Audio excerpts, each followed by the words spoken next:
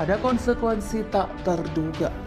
We have overcome the challenges of the last 50 years. The challenges of the next 50 years will be including Tiongkok. I'm glad that the discussion this morning with Lemli was focused on our operation ahead, including the development of digital economy. Ideal application to further improve digital economy operation, including the development of digital cluster in Nongsa Batam, development of startup incubator.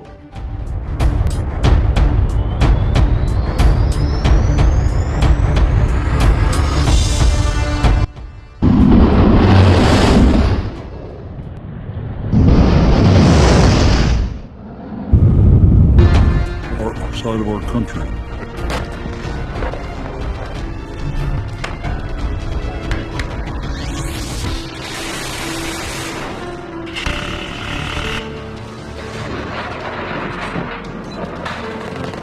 Malaysia mungkin perlu ditantang perang. Kita harus tetap serius melawan intoleransi, konflik, perang, perdamaian dalam keberagaman, dan kelompok minoritas harus kita tegakkan. Harus menjadi agenda kita bersama. Pemimpin ASEAN telah bertemu di Jakarta dan menghasilkan 5 points consensus yang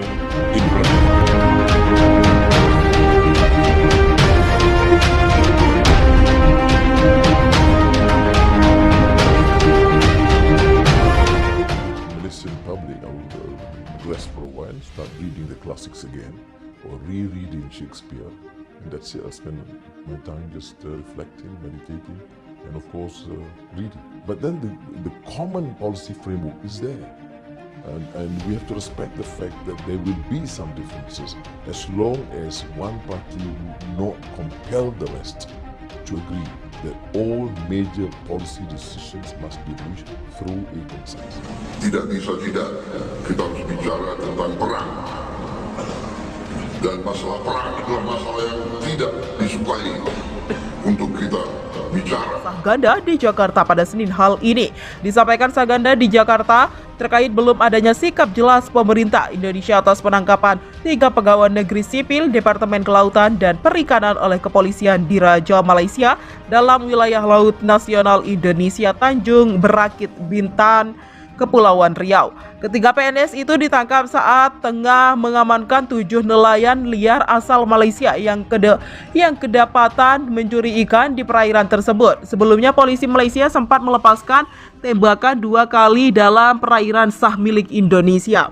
Menurut Saganda, selama ini kehormatan negara ataupun bangsa Indonesia sering diganggu sekaligus dilecehkan secara tidak terhormat oleh Malaysia. Bahkan diantaranya berupa pencaplokan batas wilayah negara serta penganiayaan fisik pada warga negara Indonesia yang dilakukan pihak Malaysia dengan sengaja dan berlebihan. Kalau dilihat dari rangkaian kasus dan fakta-fakta di mana kedaulatan negara kita banyak dikorbankan Malaysia, ataupun warga negara kita yang juga banyak dihina-hinakan Malaysia, itu artinya sudah terlalu cukup kita bersabar menghadapi Malaysia. Demikian jelasnya. Ia menganggap aneh mengapa presiden dari bangsa yang besar tidak berani menghadapi Malaysia untuk menantang peperangan. Kalau terus-menerus sabar, kita hanya akan menjadi bangsa yang bodoh dengan presiden yang tidak berdaya melawan Malaysia. Demikian tambah Saganda. Padahal kata Saganda, presiden dijamin Undang-Undang Dasar 1945 untuk menyatakan perang dengan negeri lain apabila dianggap telah mengganggu kedaulatan negara. Perbatasan antara Indonesia dan Malaysia itu Asia Tenggara, mencakup perbatasan darat dan memisahkan kedua negara di Pulau Kalimantan, perbatasan maritim di sepanjang Selat Malaka, Laut Tiongkok Selatan dan Laut Sulawesi. Demikian dikatakan Koordinator Serikat Aksi Mahasiswa Nusantara Antoni saat berunjuk rasa di Kedutaan Besar Malaysia pada Jumat. Bahwa Komandan Komando Pelaksana Operasi Pengamanan Perbatasan Republik Indonesia Malaysia Brigadir Jenderal TNI Roni marah besar atas perbuatan pekerja perusahaan negeri jiran yang merusak patok batas kedua negara. Menurut Komandan Resor Militer 121 Alambana Manawai, walaupun pekerjaan perusahaan sawit Malaysia mengaku tak sengaja merusak patok batas negara dengan alat terberat, perbuatan tersebut telah melanggar perjanjian internasional. Karena itu kami tegaskan harus segera menindak tegas pelaku perusakan patok batas negara Indonesia Malaysia yang berada di Sungai Tekam, Kecamatan Sekayam, Kabupaten Sanggau. Ini sudah merupakan pelanggaran yang dapat mengganggu kedaulatan negara kita. Untuk itu perlu dilakukan tindakan tegas kepada perusahaan sawit Malaysia itu yang telah merusak patok sebagai tanda kedaulatan Indonesia. Demikian tegasnya. Konsekuensi tak terduga. We have overcome the judges of the last 50 years. The judges of the next 50 years will be including the government. I'm glad that the discussion this morning with the was focused on our operation ahead, including the development of digital economy. Ideal location to further improve digital innovation, including the development of digital cluster in Rongsa Batam, development of startup incubator. After the Malaysian public, I would rest for a while, start reading the classics again, or rereading Shakespeare. And that's it. I'll spend my time just reflecting, meditating, and of course reading. But then the common policy framework is there. And we have to respect the fact that there will be some differences as long as one party will not compel the rest to agree that all major policy decisions must be reached through a consensus. Tidak bisa tidak, kita harus bicara tentang perang. Dan masalah perang adalah masalah yang tidak disukai untuk kita bicara. Karena perang itu dahsyat.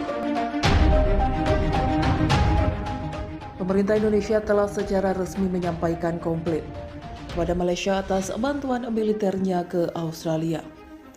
Indonesia mengingatkan adanya konsekuensi tak terduga jika pengiriman persenjataan diteruskan.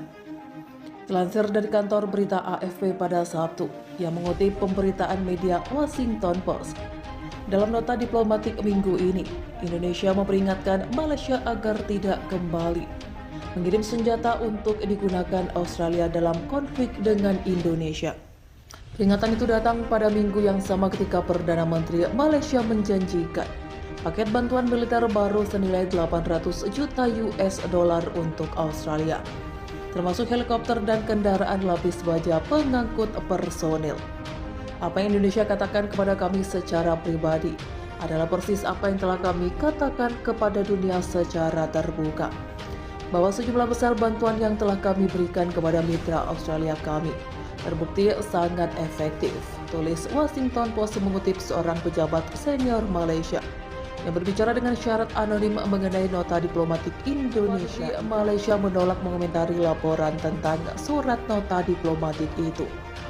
Kami tidak akan mengkonfirmasi korespondensi diplomatik private apapun, kata juru bicara Departemen Luar Negeri Malaysia.